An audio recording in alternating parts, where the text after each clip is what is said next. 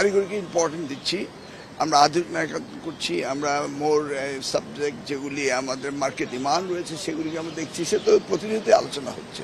কিন্তু বাংলা, দর্শন, ইতিহাস বাদ পড়বে এই আলোচনা আমরা কোথাও শুনিনি এবং আমরাও কোথাও করিনি। অনার্সের মতন কোন কোর্স যুক্ত করার চিন্তা করছেন আপনারা? হ্যাঁ, সেগুলি মার্কেট ড্রিভেন ডিমান্ড অনুযায়ী তো কোর্স আমরা রেগুলারলি ইন্ট্রোডিউস করছি, প্রত্যেকটি বিশ্ববিদ্যালয়ে আমরা ইন্ট্রোডিউস করছি এবং প্রত্যেকটি লেভেলেই আমরা ইন্ট্রোডিউস করছি।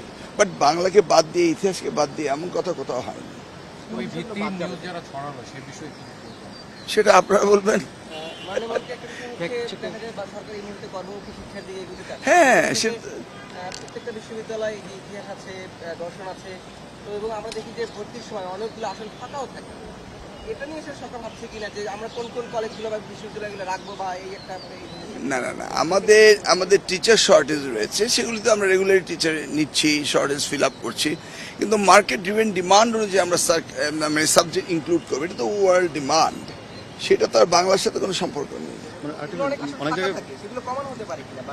না, কোনো কিছু এই ধরনের কোনো প্ল্যানই হয়নি যে কমানো হবে, কার্টেল করা হবে, ক্লোজ করা হবে, এই ধরনের কোনো আলোচনাই হয়নি।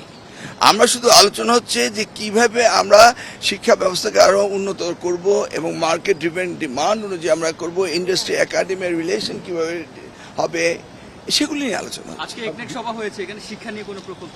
হ্যাঁ, আমাদের ওই মাদ্রাসা বোর্ডের যে প্রকল্পটি রয়েছে তাদের ইএফটি, সেটা সম্পর্কে আলোচনা হয়েছে। আরেকটি প্রকল্প আমাদের ওই প্রিভিয়াস বিল আটকে পড়েছিল, সেটা নিয়ে আলোচনা হয়েছে। ওই আমাদের মাল্টিমিডিয়া ক্লাসরুমে ওটার বিল নিয়ে আলোচনা হয়েছে।